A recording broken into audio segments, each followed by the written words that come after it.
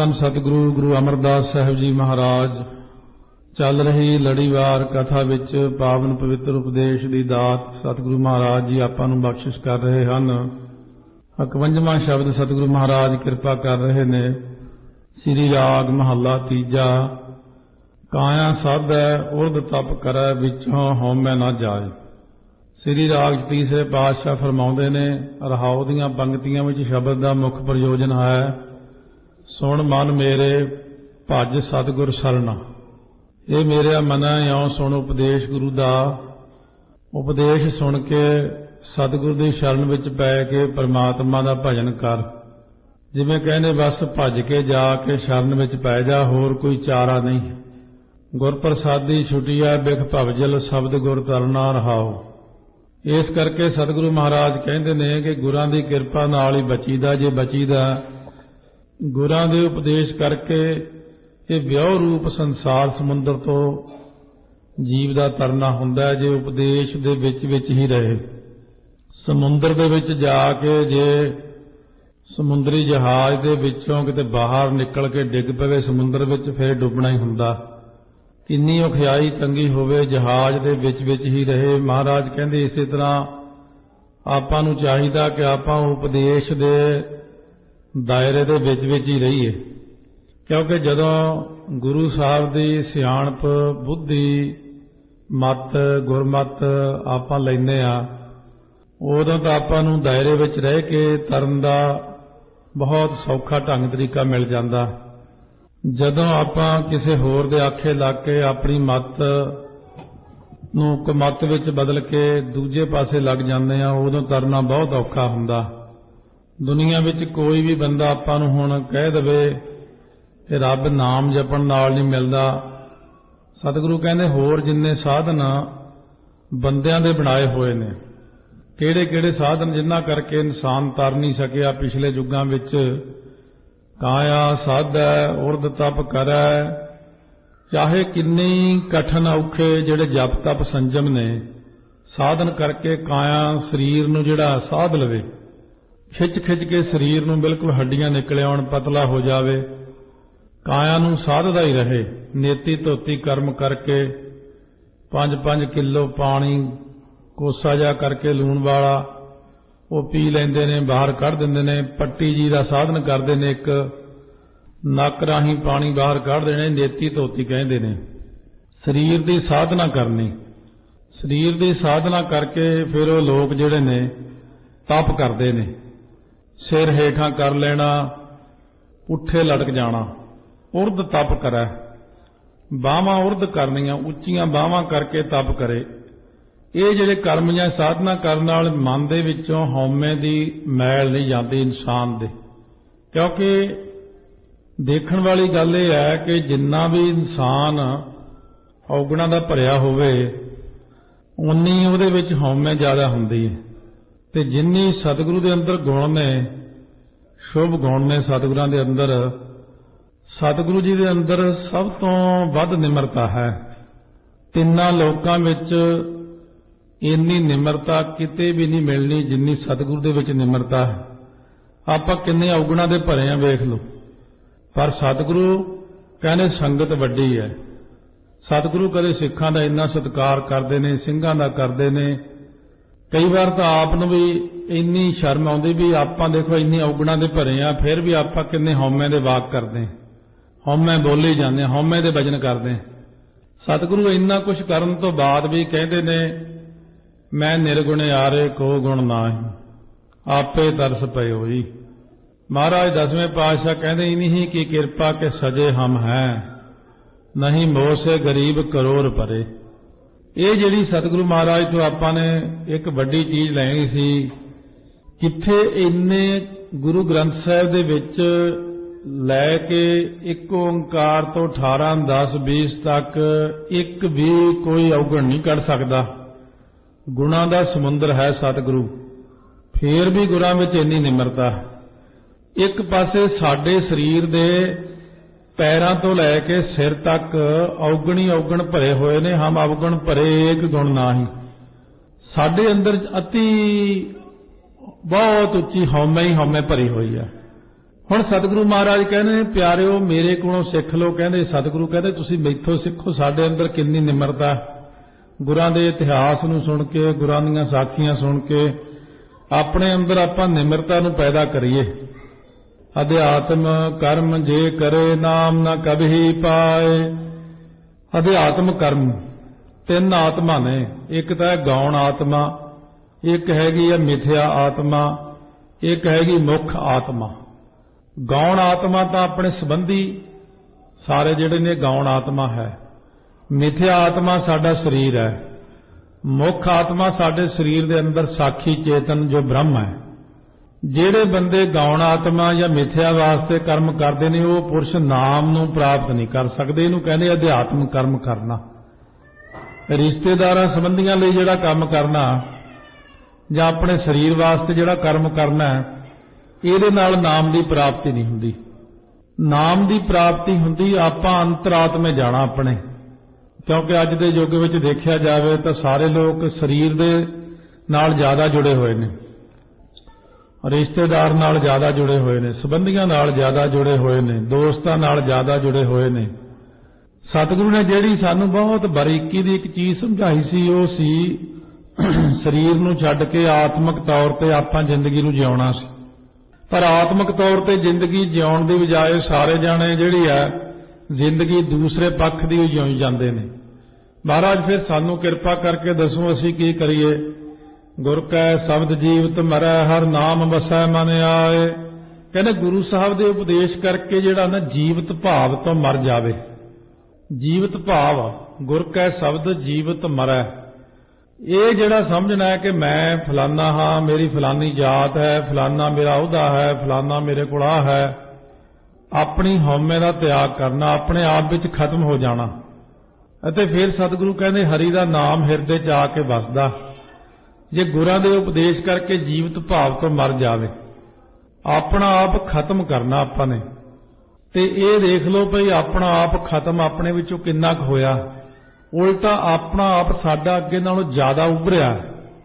ਜਦੋਂ ਆਪਾਂ ਸਾਰੀ ਦੁਨੀਆ ਵੱਲ ਨਿਗਾਹ ਮਾਰਦੇ ਹਾਂ, ਉਹਦੇ ਵਿੱਚ ਅੱਗੇ ਨਾਲੋਂ ਕੋਈ ਹਉਮੈ ਘਟੀ ਨਹੀਂ ਹੋਈ। ਆਪਣੀ ਹਉਮੈ ਕੁਦਰਤੀ ਉਹ ਦਿਨੋਂ ਦਿਨ ਆਪਣੇ ਅੰਦਰ ਵੈਸੇ ਹੀ ਵੱਧਦੀ ਜਾ ਰਹੀ ਹੈ। ਨਾਲੇ ਇਹਨੇ ਔਗਣ ਨੇ, ਨਾਲੇ ਹਉਮੈ। ਸੁਣ ਮਨ ਮੇਰੇ ਭਜ ਸਤਿਗੁਰ ਸਰਨਾ। ਮਹਾਰਾਜ ਕਹਿੰਦੇ ਮੇਰਾ ਮਨਾ ਉਪਦੇਸ਼ ਲੈ ਕੇ ਸੁਣ ਕੇ ਦੌੜ ਕੇ ਗੁਰਾਂ ਦੀ ਸ਼ਰਨ ਵਿੱਚ ਪੈ ਜਾ। ਗੁਰਾਂ ਦੀ ਸ਼ਰਨ ਵਿੱਚ ਪੈ ਕੇ ਭਵਜਲ ਨੂੰ ਤਰਨ ਲਈ ਭਜਨ ਕਰ। ਅੱਜ ਦੇ ਯੁੱਗ ਦੇ ਵਿੱਚ ਜੇ ਵਿਚਾਰ ਕੇ ਦੇਖਿਆ ਜਾਵੇ, ਸੰਸਾਰ ਵਿੱਚ ਆਪਾਂ ਨੂੰ ਤਰਨ ਲਈ ਜਿਹੜੀ ਜ਼ਿਆਦਾ ਚੀਜ਼ ਦੀ ਲੋੜ ਹੈ, ਹੁਣ ਇਸ ਵਕਤ ਗਿਆਨ ਦੀ ਕਮੀ ਨਹੀਂ ਦੁਨੀਆ 'ਚ, ਬਹੁਤ ਬੇਅੰਤ ਪੜ੍ਹਾਈਆਂ ਹੋ ਰਹੀਆਂ ਨੇ। ਜੇ ਇਸ ਵਕਤ ਸਾਡੇ ਅੰਦਰ ਸਾਰਿਆਂ ਵਿੱਚ ਇੱਕ ਕਮੀ ਹੈ, ਉਹ ਹੈਗੀ ਸਿਮਰਨ ਦੀ ਕਮੀ। ਜਿੱਥੇ ਸਤਿਗੁਰੂ ਨੇ ਕਿਹਾ ਸੀ ਵਾਹਿਗੁਰੂ ਗੁਰਮੰਤਰ ਹੈ ਜਪ ਹਉਮੈ ਖੋਈ, ਭਾਈ ਗੁਰਦਾਸ ਦੇ ਰਾਹੀਂ ਭਾਵੇਂ ਕਿਹਾ। ਪਰ ਬਚਨ ਇਹ ਹੈ ਕਿ ਜੇ ਆਪਾਂ ਨੇ ਇਸ ਹਉਮੈ ਦੀ ਨਿਵਰਤੀ ਨਾ ਕੀਤੀ, ਸਤਿਗੁਰੂ ਕਹਿੰਦੇ ਫਿਰ ਜੀਵ ਦਾ ਤਰਨਾ ਨਾ ਹੋਵੇਗਾ। ਇਹ ਮੁਸ਼ਕਲ ਬਣ ਜਾਣੀ ਆਪਣੇ ਲਈ। ਸਾਰੀਆਂ ਚੀਜ਼ਾਂ ਦਾ ਤਿਆਗ ਕਰਕੇ ਆਪਾਂ ਸਭ ਤੋਂ ਪਹਿਲਾਂ ਹਉਮੈ ਦਾ ਤਿਆਗ ਕਰਕੇ ਫਿਰ ਹੌਲੀ ਹੌਲੀ ਗੁਰਾਂ ਦੇ ਨਾਲ ਸਿਧਾਂਤਕ ਤੌਰ ਤੇ ਅੰਦਰੋਂ ਆਤਮਿਕ ਤੌਰ ਤੇ ਜੁੜਨਾ। ਜਿਵੇਂ ਸਤਿਗੁਰੂ ਕਹਿੰਦੇ ਨੇ 100% ਗੁਰਾਂ ਨੇ ਕੁਝ ਕਿਹਾ ਤਾਂ ਆਪਾਂ ਉਹਦੇ ਚੋਂ 1% ਵੀ ਕਮਾਈਏ। ਜੇ ਅੱਜ 1 ਕਮਾਇਆ, ਕੱਲ ਨੂੰ 2, ਪਰਸੋਂ 3, 4 ਵੱਧਦੇ ਹੌਲੀ ਹੌਲੀ ਆਪਾਂ ਗੁਰਾਂ ਦੇ ਉਪਦੇਸ਼ ਨੂੰ ਹੌਲੀ ਹੌਲੀ ਕਮਾਵਾਂਗੇ ਨਾ। ਜਿਹੜਾ ਗੁਰਾਂ ਦੇ ਉਪਦੇਸ਼ ਨੂੰ 1% ਵੀ ਕਮਾਉਂਦਾ ਹੈ, ਸਤਿਗੁਰੂ ਕਹਿੰਦੇ ਧੰਤਾ ਯੋਗ ਹੈ। ਚਲੋ ਸ਼ੁਰੂ ਤਾਂ ਹੋ ਗਿਆ, ਥੋੜਾ ਬਹੁਤ ਮੰਨੀ ਤਾਂ ਮੇਰੀ ਗੱਲ ਨੇ। ਜਿਹੜੇ ਬੰਦੇ ਨੇ ਅੱਗੇ ਗੱਲ ਨਹੀਂ ਮੰਨਣੀ, ਜਿਹਨੇ ਅੱਗੇ ਫਿਰ ਗੁਰਾਂ ਨੂੰ ਆਪਣੀ ਸਿਆਣਪ ਦੇਣ ਲੱਗ ਜਾਣੀ ਹੈ, ਉਹ ਬੰਦਾ ਫਿਰ ਜ਼ਿੰਦਗੀ ਸਤਿਗੁਰੂ ਕਦੇ ਕਾਮਯਾਬ ਨਹੀਂ ਹੁੰਦਾ। ਗੁਰ ਪ੍ਰਸਾਦੀ ਛੁਟੀਐ ਬਿਖ ਭਵਜਲ ਸ਼ਬਦ ਗੁਰ ਤਰਨਾ ਰਹਾਉ। ਗੁਰਾਂ ਦੀ ਕਿਰਪਾ ਨਾਲ ਹੀ ਛੁੱਟੀਦਾ। ਜਦੋਂ ਛੁੱਟੀਦਾ ਗੁਰਾਂ ਦੇ ਉਪਦੇਸ਼ ਕਰਕੇ ਜਿਹੜਾ ਵਿਉ ਰੂਪ ਸੰਸਾਰ ਸਮੁੰਦਰ ਹੈ, ਬਿਖ ਦਾ ਭਰਿਆ ਪਿਆ, ਬਿਖ ਵਿਸ਼ੇ ਵਿਕਾਰ, ਬਿਖ ਜ਼ਹਿਰਵਤ ਜਿਹੜੀਆਂ ਚੀਜ਼ਾਂ ਜਿਹੜੀਆਂ ਸਾਡੇ ਸਰੀਰ ਨੂੰ ਖਰਾਬ ਕਰਦੀਆਂ, ਨਸ਼ੇ ਆਦਿਕ, ਬਿਖ ਤੰਬਾਕੂ ਆਦਿਕ, ਬਿਖ ਨਿੰਦਿਆ, ਬਿਖ ਤ੍ਰਿਸ਼ਨਾ, ਬਿਖ ਮਾਇਆ, ਇਹਦੇ ਵਿੱਚੋਂ ਤਰਨਾ ਕੋਈ ਸੌਖਾ ਨਹੀਂ। ਕਹਿੰਦੇ ਸ਼ਬਦ ਗੁਰ ਤਰਨਾ, ਸੰਸਾਰ ਸਮੁੰਦਰ ਚੋਂ ਜੇ ਤਰਨਾ ਹੈ ਸ਼ਬਦ ਦੇ ਆਸਰੇ ਤਰਨਾ। ਜਦੋਂ ਗੁਰੂ ਨਾਨਕ ਦੇਵ ਜੀ ਤੁਰੇ ਜਾ ਰਹੇ ਭਾਈ ਬਾਲਾ ਮਰਦਾਨਾ ਸਮੇਤ, ਅੱਗੇ ਸਮੁੰਦਰ ਆ ਗਿਆ। ਕਹਿੰਦੇ ਮਹਾਰਾਜ ਸਮੁੰਦਰ ਆ ਗਿਆ, ਰਸਤਾ ਤਾਂ ਇੱਥੇ ਖਤਮ ਹੋ ਗਿਆ। ਹੁਣ ਸਤਿਗੁਰੂ ਕਹਿੰਦੇ ਕੋਈ ਨਹੀਂ, ਵਾਹਿਗੁਰੂ ਵਾਹਿਗੁਰੂ ਕਰਦੇ ਤੁਰੇ ਆਓ, ਸਮੁੰਦਰ ਦੇ ਉੱਤੇ ਹੀ ਤੁਰ ਲੈਂਦੇ ਆ। ਸਤਿਗੁਰੂ ਵਾਹਿਗੁਰੂ ਵਾਹਿਗੁਰੂ ਸਾਰਿਆਂ ਨੂੰ ਕਰਾਇਆ, ਤੁਰਦੇ ਗਏ ਕਾਫੀ ਦੂਰ ਤੱਕ ਐਂ ਤੁਰਦੇ ਗਏ ਪਾਣੀ ਉੱਤੇ। ਇਹ ਹੁਣ ਅੱਜ ਦੇ ਯੁੱਗ ਦੀ ਗੱਲ ਨਹੀਂ ਮੰਨਣ ਵਾਲੀ। ਇਹ ਹੁਣ ਜੇ ਮੈਂ ਕਹਾਂ ਮੈਂ ਨਹੀਂ ਮੰਨਦਾ ਇਸ ਗੱਲ ਨੂੰ, ਤਾਂ ਗੁਰਬਾਣੀ 'ਚ ਲਿਖਿਆ ਹੋਇਆ। ਤੁਸੀਂ ਕਹੋ ਅਸੀਂ ਵੀ ਇਸ ਗੱਲ ਨੂੰ ਨਹੀਂ ਮੰਨਦੇ, ਇਹ ਗੱਲ ਨਾ ਮੰਨਣੇ ਯੋਗ ਹੈ। ਉਹ ਇਸ ਕਰਕੇ ਵੀ ਕਿਉਂਕਿ ਆਪਣੇ ਕੋਲ ਨਾਮ ਹੀ ਹੈ ਨਹੀਂ। ਜੇ ਸੰਗਤ ਵਿੱਚ ਕੋਈ ਬੰਦਾ ਬੈਠਾ, ਉਹਦੇ ਹਿਰਦੇ 'ਚ ਇੱਕੋ ਓਂਕਾਰ ਵਸਿਆ ਹੋਇਆ, ਹਲੋ ਉਹ ਤੁਹਾਨੂੰ ਪਾਣੀ ਦੇ ਉੱਤੇ ਵੀ ਤੁਰ ਕੇ ਦਿਖਾ ਸਕਦਾ। ਪਰ ਜਦ ਸਾਡੇ ਹਿਰਦੇ 'ਚ ਨਾਮ ਹੀ ਨਹੀਂ ਵਸਿਆ ਹੋਇਆ, ਮਹਾਰਾਜ ਕਹਿੰਦੇ ਗੁਰ ਕਾ ਬਚਨ ਵਸੈ ਜੀ ਨਾਲੇ, ਜਲ ਨਹੀਂ ਡੂਬੈ ਤਸਕਰ ਨਹੀਂ ਲੇਵੈ, ਭਾਹੇ ਨਾ ਸਾਕੈ ਜਾਲੇ। ਪ੍ਰਹਿਲਾਦ ਜੀ ਨੂੰ ਦੇਖੋ, ਉੱਤੋਂ ਸਿੱਟਿਆ ਪਹਾੜ ਤੋਂ, ਰੂਹ ਦੇ ਗੋਹੜੇ ਬਣ ਗਏ। ਪਾਣੀ ਵਿੱਚ ਸੁੱਟਿਆ, ਡੁੱਬੇ ਹੀ ਨਹੀਂ। ਪਾਣੀ ਕਿੱਥੇ ਡੋਬਦਾ ਫਿਰ? ਪਾਣੀ ਪਰਮੇਸ਼ਰ ਦਾ ਨੌਕਰ ਜੋ ਹੋਇਆ। ਅੱਗ ਵਿੱਚ ਸੁੱਟਿਆ, ਅੱਗ ਨੇ ਸਾੜਿਆ ਹੀ ਨਹੀਂ। ਉਹਦੇ ਕਰਕੇ ਹੋਲੀ ਮਨਾਈ ਜਾਂਦੀ।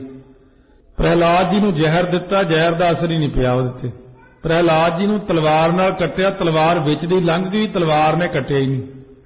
ਕੀ ਸੀਗਾ ਉਹਦੇ ਕੋਲੇ? ਉਹਦੇ ਕੋਲ ਸੀ ਮੇਰੀ ਪਟਿਆ ਲਿਖ ਦਿਓ ਸ੍ਰੀ ਗੋਪਾਲ।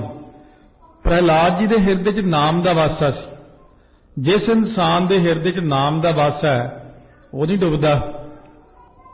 ਭਗਤ ਕਬੀਰ ਜੀ ਨੂੰ ਸੰਗਲੀਆਂ ਨਾਲ ਬੰਨ੍ਹ ਕੇ ਸੁੱਟ ਦਿੱਤਾ ਰਾਜੇ ਨੇ, ਸੰਗਲੀਆਂ ਟੁੱਟ ਗਈਆਂ। ਗੰਗਾ ਕੀ ਲਹਿਰ ਮੇਰੀ ਟੁੱਟੀ ਜੰਜੀਰ, ਮਿਰਗਸ਼ਾਲਾ ਪਰ ਬੈਠੇ ਕਬੀਰ।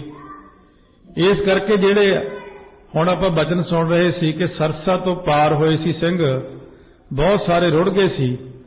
ਬਹੁਤੇ ਤੇ ਇਸ ਕਰਕੇ ਰੁੜ ਗਏ ਵੀ ਨਾਮ ਦਾ ਵਾਸਾ ਹਾਲੇ ਬਹੁਤਿਆਂ ਦੇ ਵਿੱਚ ਵੀ ਨਹੀਂ ਸੀਗਾ।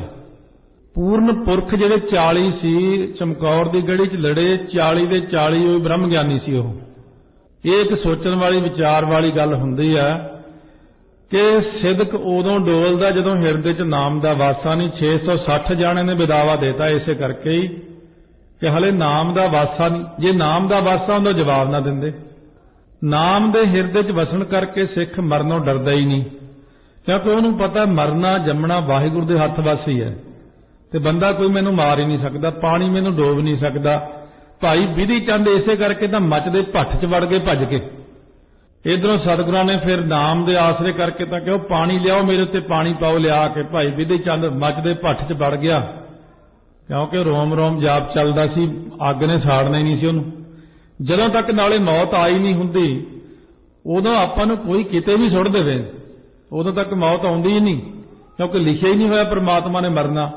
ਤੇ ਜਦੋਂ ਮੌਤ ਆਉਂਦੀ ਆ, ਉਦੋਂ ਮੰਜੇ ਤੇ ਪਿਆ ਹੀ ਬੰਦਾ ਚੜ੍ਹਾਈ ਕਰ ਜਾਂਦਾ।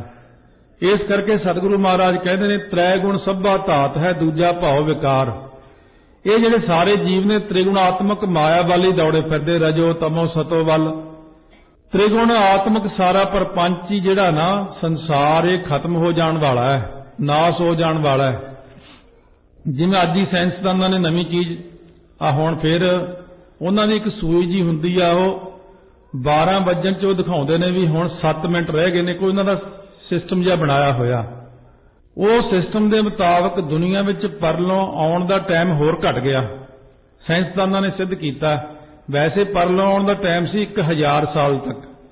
ਉਹ ਹੁਣ ਕਹਿੰਦੇ ਨੇ, ਸਾਇੰਸ ਕਹਿੰਦੀ ਆ ਵੀ ਸਮਾਂ ਇੰਨੀ ਤਬਦੀਲੀ, ਆ ਮੌਸਮ ਵਿੱਚ ਜਿਹੜੀ ਤਬਦੀਲੀ ਆਈ ਜਾ ਰਹੀ, ਇਹਦੇ ਨਾਲ ਗਲੇਸ਼ੀਅਰ ਪਿਘਲਣ ਦਾ ਟਾਈਮ ਜਿਹੜਾ ਉਹ 800 ਸਾਲ ਹੀ ਬਾਕੀ ਰਹਿ ਗਿਆ, ਉਹ ਘਟ ਗਿਆ ਹੁਣ।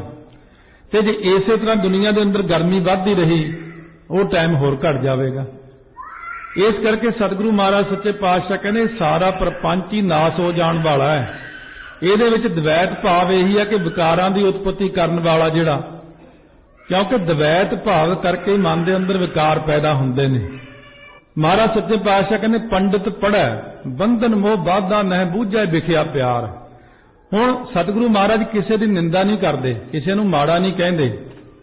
ਇੱਥੇ ਅਸਲੀਅਤ ਦੱਸੀ ਗੁਰਾਂ ਨੇ ਕਿ ਵੇਦਾਂ ਸ਼ਾਸਤਰਾਂ ਦੇ ਪੜ੍ਹਨ ਵਾਲਾ ਪੰਡਿਤ ਵੀ ਮੋਹ ਦੇ ਬੰਧਨਾਂ 'ਚ ਬੱਧਾ ਹੋਇਆ। ਅਸੀਂ ਨਹੀਂ ਇਹ ਗੱਲ ਪੜ੍ਹ ਕੇ ਅਸੀਂ ਇਉਂ ਖੁਸ਼ ਨਹੀਂ ਹੋਣਾ ਕਿ ਪੰਡਿਤ ਹੀ ਬੰਨਿਆ ਹੋਇਆ। कोई भी बंदा जो अपने धार्मिक ग्रंथ नूं पढ़दा है, जे वो किसी भी धर्म का होवे, जे वो बंधना में ही पिया होया, फिर वो पढ़न का कोई फायदा नहीं। पढ़ पढ़ गड्डी लदी है, पढ़ पढ़ भरी है साथ, पढ़ पढ़ बेड़ी पाई है, पढ़ पढ़ गड्डी है खात। क्योंकि माया दे प्यार करके परमात्मा नूं समझदा नहीं। महाराज कहने ने विखिया नाल उहदा प्यार होया होया। असल विच गल इह हुंदी है, पंजवें पातशाह कोले जिवें कथावाचक दो आए सीगे तरनताਰਨ साहिब, वो कहण लगे महाराज साडी कथा सुन के संगत बहुत पाठ करन लग पई। महाराज कहने बड़ी चंगी गल है। महाराज कईयां नूं तां प्रकाश भी हो गया, कहने होर चंगी गल है। कहने महाराज जी बहुत ही संगत जिहड़ी है कथा सुन के ना जी बड़ा आत्मक आनंद माण रही, उन्होंने घरां विच भी बच्चे भी पाठ करन लग पे। कहने बहुत चंगी गल है। कहने फिर तुसीं इह की दस रहे हो? कहने महाराज सानूं दोनां नूं शांति नहीं आई, संगत नूं तां शांति आ गई, असीं तड़फू तड़फू करदे रहने हर टाइम। महाराज सच्चे पातशाह कहने जद कथा सीखण लगे सी, अगे बड़े बड़े विद्वानां तो पंडितां तो लोग सिखदे हुंदे सी कथा, ये तो महाराज ने किरपा की, फिर गुरसिखां नूं दात दित्ती आ। महाराज कहने जब कथा सीखण लगे सी उदों मन दे अंदर की विचार रखी सी? कहने महाराज घर च गरीबी सी, होर कोई काम आउंदा नहीं सी, जायदाद कोई है नहीं सी भी हल वाह सकदे, इस करके असीं सियाणियां विद्वानां तो कथा सीख लई।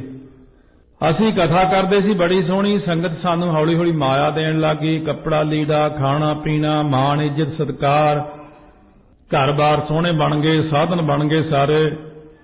महाराज सच्चे पातशाह कहंदे हुण इउं करो, जिस निशाने नूं लैके कथा सीखी सी वो निशाना बदल दिओ। हुण सारा कुछ आ गया ना, हुण गरीबी दूर हो गई घर दी।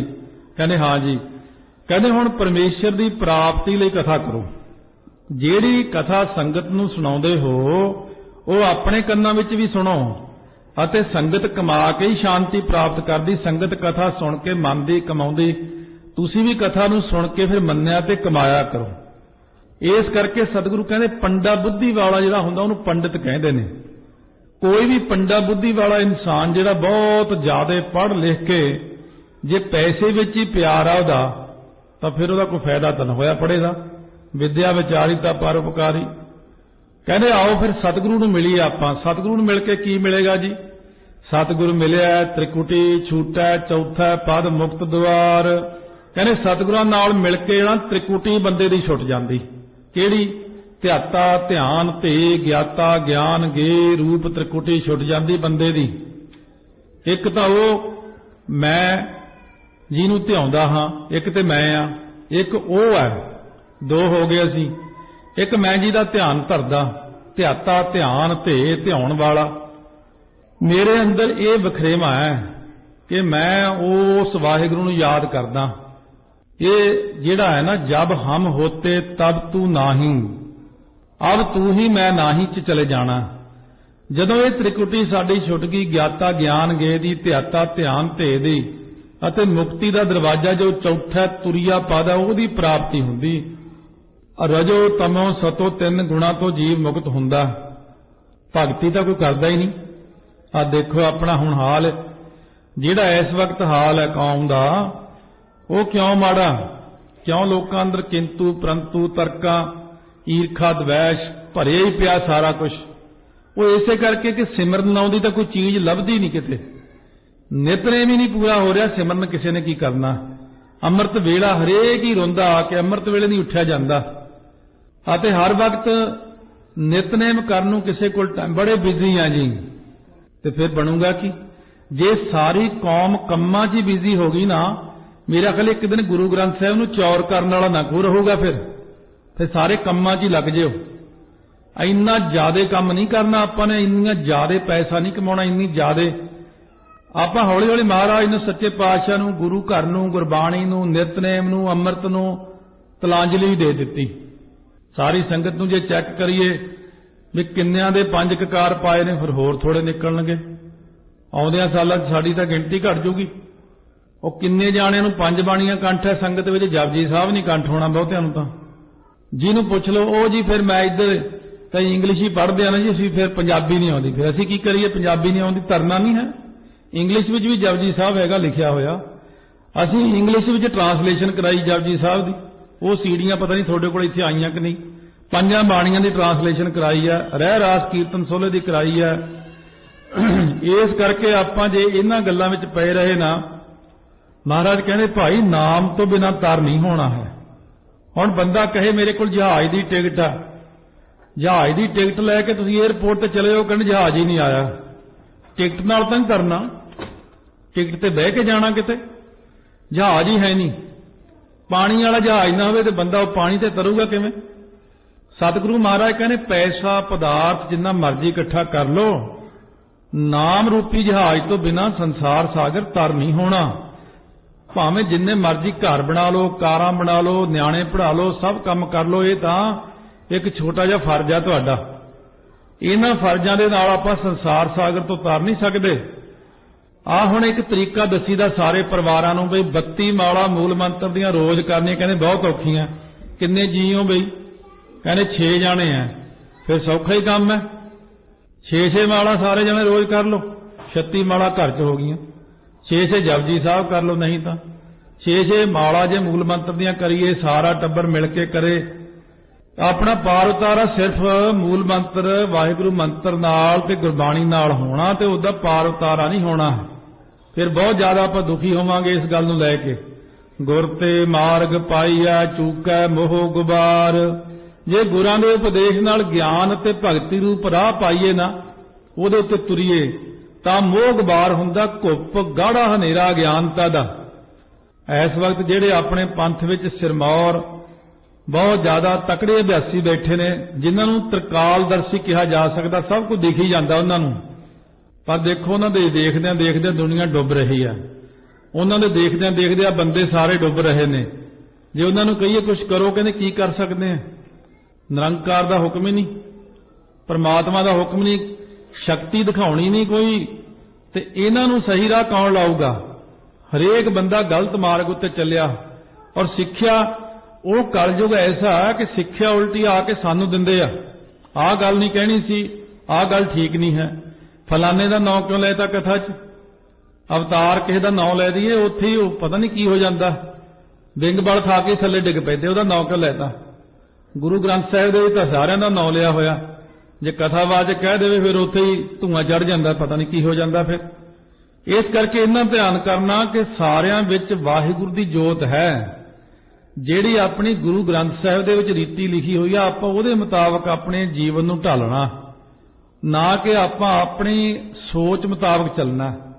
ਜਿਹੜੀ ਸਾਡੀ ਆਪਣੀ ਸੋਚ ਹੈ ਨਾ, ਇਹਨੂੰ ਇੱਕ ਪਾਸੇ ਰੱਖ ਕੇ ਗੁਰਮਤੀਏ ਬਣ ਕੇ ਗੁਰੂ ਦੀ ਮੱਤ ਲੈ ਕੇ ਤੁਰੀਏ ਆਪਾਂ। ਸਤਿਗੁਰੂ ਮਹਾਰਾਜ ਨਿਰਵੈਰ ਪੁਰਖ, ਸਤਿਗੁਰੂ ਨਿਰਵੈਰ ਨੇ। ਗੁਰੂ ਗ੍ਰੰਥ ਸਾਹਿਬ ਕਿਸੇ ਨਾਲ ਵੈਰ ਨਹੀਂ ਕਰਦੇ, 10 ਸਰੂਪਾਂ ਨੇ ਵੈਰ ਨਹੀਂ ਕੀਤਾ। 6ਵੇਂ ਪਾਤਸ਼ਾਹ ਨੇ ਜਦ ਜੰਗ ਕੀਤੇ ਨੇ 4, 1,57,000 ਤੁਰਕ ਮਾਰਿਆ ਬੇਸ਼ੱਕ। ਸਵੇਰੇ ਜੰਗ ਸ਼ੁਰੂ ਕਰਦੇ ਸੀ ਮਹਾਰਾਜ, ਸ਼ਾਮ ਨੂੰ ਜੰਗ ਕਰਕੇ ਦੇਖ ਲਓ ਬਈ, ਸਾਰੇ ਤੁਰਕ ਟੋਆ ਪੱਟ ਕੇ ਦੱਬ ਕੇ ਉੱਤੇ ਥੜਾ ਬਣਾ ਕੇ ਉੱਤੇ ਬਹਿ ਕੇ ਰਹਿ ਰਾਸ ਪੜੀ, 4 ਵਾਰੀ ਹੋਈ।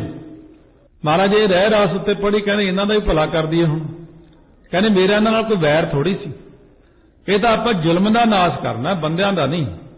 ਹੁਣ ਇਹ ਜ਼ੁਲਮੀ ਬੰਦੇ ਨੇ, ਪਿੱਛੋਂ ਹੁਕਮ ਹੋਇਆ ਇਹਨਾਂ ਨੂੰ, ਇਹ ਜ਼ੁਲਮ ਕਰਨ ਆਏ ਨੇ, ਸਾਡੇ ਨਾਲ ਟੱਕਰ ਲੈਂਦੇ ਨੇ।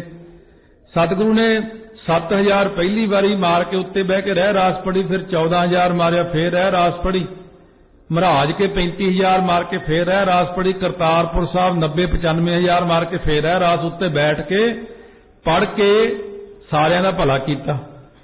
ਸਤਿਗੁਰੂ ਜੀ ਨੂੰ ਤੀਰ ਮਾਰ ਦਿੰਦੇ ਸੀ, ਉਹਨੂੰ ਵੀ ਭਲਾ ਕਰ ਦਿੰਦੇ ਸੀ। ਸਤਿਗੁਰੂ ਤਾਂ ਪੈਂਡੇ ਨੂੰ ਕਹਿੰਦੇ, ਪੈਂਡਿਆ ਪੜ ਕਲਮਾ, ਬੇਇੱਜ਼ਤਾਂ ਨੂੰ ਭੇਜ ਰਹੇ ਤੈਨੂੰ। ਨਾਲੇ ਇੰਨਾ ਪੈਂਡੇ ਖਾਂ ਮਹਾਰਾਜ ਸੱਚੇ ਪਾਤਸ਼ਾਹ ਨਾਲ ਕੱਟੜ ਵਿਰੋਧੀ ਹੋ ਗਿਆ ਸੀ। ਜਦ ਉੱਪਰੋਂ ਲਿਆ ਕੇ ਸ੍ਰੀ ਸਾਹਿਬ ਜ਼ੋਰ ਨਾਲ ਮਾਰਨ ਲੱਗੇ, ਪੜ ਕਲਮਾ, ਕਹਿੰਦੇ ਮਹਾਰਾਜ ਤੁਹਾਡੀ ਸ੍ਰੀ ਸਾਹਿਬ ਹੀ ਮੇਰਾ ਕਲਮਾ, ਹੁਣ ਨਹੀਂ ਕਲਮਾ ਪੜਨਾ, ਤੁਸੀਂ ਤਾਰਨਾ ਮੈਨੂੰ। ਮਰਨ ਵੇਲੇ ਸੋਝੀ ਹੋ ਗਈ ਉਹਨੂੰ। ਇਸ ਕਰਕੇ ਸਤਿਗੁਰੂ ਮਹਾਰਾਜ ਨੇ ਜਫਰਨਾਮੇ 'ਚ ਲਿਖਿਆ ਔਰੰਗਜ਼ੇਬ ਨੂੰ, ਕਹਿੰਦੇ ਜੇ ਤੇਰਾ ਖਵਾਜਾ ਮਰਦੂਦ ਜਿਹੜਾ ਤੂੰ ਦਿੱਲੀੋਂ ਭੇਜਿਆ ਸੀ 10 ਲੱਖ ਫੌਜ ਦੇ ਕੇ, ਕਹਿੰਦੇ ਉਹ ਚਮਕੌਰ ਦੀ ਗੜੀ ਦੇ ਬਿਲਕੁਲ ਨੇੜੇ ਆ ਗਿਆ ਤੇ ਕੰਧ ਦੇ ਉੱਲੇ ਗੀਦੀ, ਕਹਿੰਦੇ ਐਸਾ ਗਿੱਦੜ ਦੇਖਿਆ ਕੰਧ ਦੇ ਉੱਲੇ ਛੁਪ ਗਿਆ ਆ ਕੇ। ਕਹਿੰਦੇ ਇੱਕ ਤੇਰਾ ਜਰਨੈਲ ਬਹੁਤ ਵਧੀਆ ਸੀ ਜਿਹੜਾ ਸਾਹਮਣੇ ਆ ਕੇ ਲੜਿਆ, ਮੈਂ ਇੱਕ ਤੀਰ ਬਖਸ਼ਿਆ ਤੇ ਉਹਨੂੰ ਬਹਿਸ਼ਤਾਂ ਨੂੰ ਭੇਜਦਾ। ਮੈਂ 10ਵੇਂ ਪਾਤਸ਼ਾਹ ਦੇ ਹੱਥੋਂ ਜਿਹਨੂੰ ਤੀਰ ਵੱਜਿਆ ਉਹ ਕਦੇ ਨਰਕਾਂ ਨੂੰ ਨਹੀਂ ਜਾਂਦਾ। ਇਹ ਧਿਆਨ ਰੱਖਿਆ ਆਪਾਂ ਨੇ, ਇਸ ਗੱਲ ਦਾ। ਸਤਿਗੁਰੂ ਨਿਰਵੈਰ ਨੇ, ਸਿੱਖ ਦਾ ਦਾਈਆ ਬਹੁਤ ਉੱਪਰ ਹੈ। ਆਪਾਂ ਈਰਖਾ ਦਵੈਸ਼ ਵਿੱਚ ਰਹਿ ਕੇ ਨਹੀਂ ਲੜਦੇ।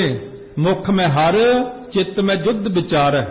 ਜਦੋਂ ਆਨੰਦਪੁਰ ਸਾਹਿਬ ਦਾ ਜੰਗ ਹੋ ਰਿਹਾ ਸੀ ਨਾ, 10 ਲੱਖ ਦਾ ਘੇਰਾ ਸੀ, ਜਿੰਨੇ ਘੇਰੇ ਪਏ ਆਨੰਦਪੁਰ ਸਾਹਿਬ ਨੂੰ, ਮਹਾਰਾਜ 10ਵੇਂ ਪਾਤਸ਼ਾਹ ਨੇ ਸਿੰਘ ਕੀ ਕਰਦੇ, ਤੀਰ ਚਲਾਉਣ ਵੇਲੇ ਗਾਲ ਕੱਢ ਦਿੰਦੇ ਸੀ। ਕਈ ਵਾਰੀ ਗੋਲੀ ਚਲਾਉਣੀ, ਗਾਲ ਕੱਢ ਦੇਣੀ।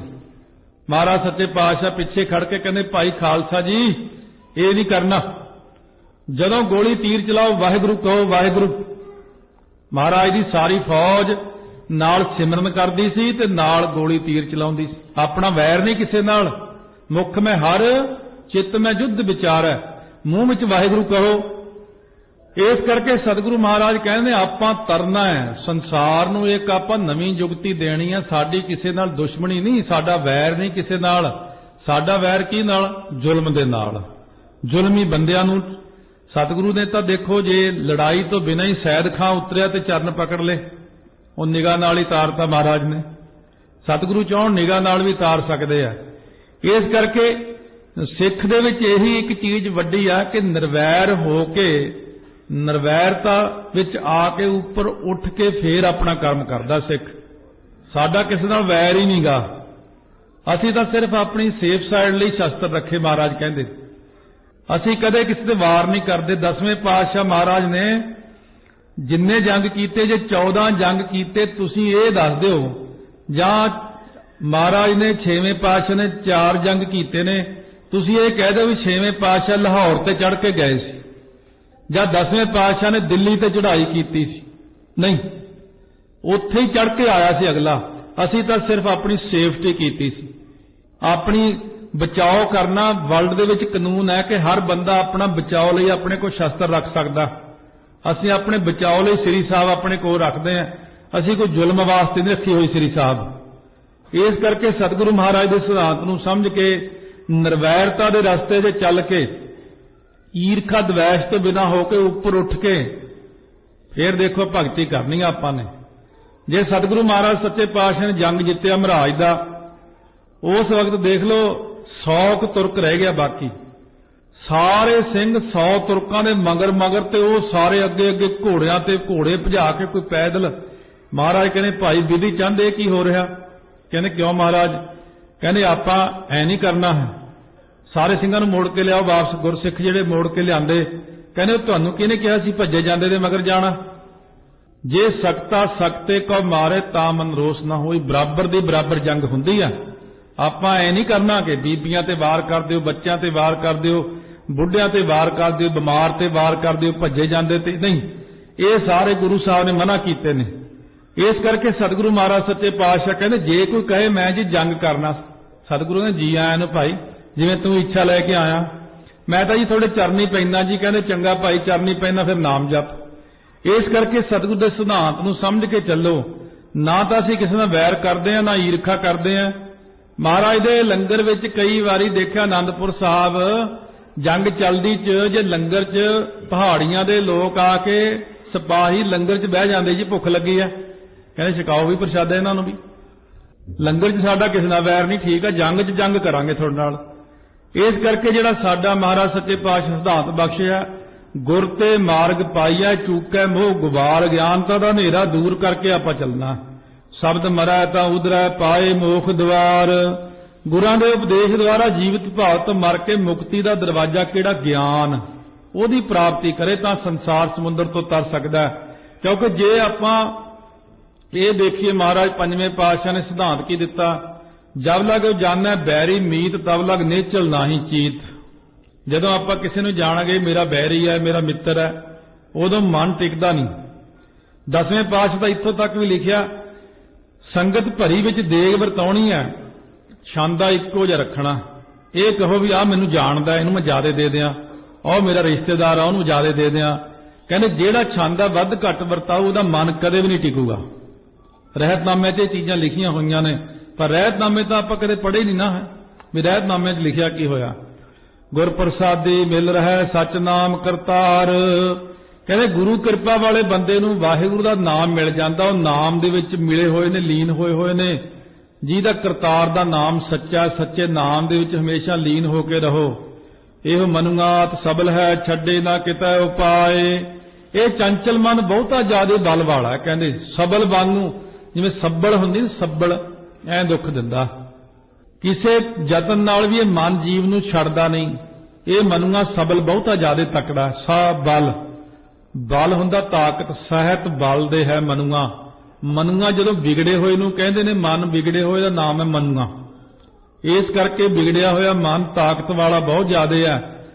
ਮੱਲੋ ਜੋਰੀ ਖਿੱਚ ਕੇ ਲੈ ਜਾਂਦਾ, ਧੱਕੇ ਨਾਲ ਹੀ ਮਾੜੇ ਪਾਸੇ ਨੂੰ। ਅੰਦਰੋਂ ਤਾਂ ਨਹੀਂ ਕਹਿੰਦਾ ਮੇਰਾ ਜੀ ਕਰਦਾ, ਮੇਰੀ ਆਤਮਾ ਤਾਂ ਨਹੀਂ ਮੰਨਦੀ।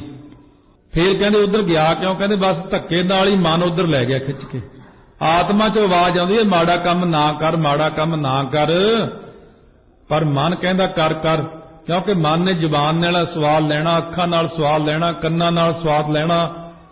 ਗੁਰੂ ਦਾ ਹੁਕਮ ਅੰਦਰ ਆਤਮਾ ਪੁਕਾਰਦੀ, ਨਿੰਦਾ ਨਹੀਂ ਸੁਣਨੀ, ਅੰਦਰੋਂ ਆਤਮਾ 'ਚ ਆਵਾਜ਼ ਆਉਂਦੀ, ਪਰ ਮਨ ਕਹਿੰਦਾ ਨਹੀਂ, ਨਿੰਦਾ 'ਚ ਹੀ ਸਵਾਦ ਆਉਂਦਾ ਮੈਨੂੰ ਤਾਂ।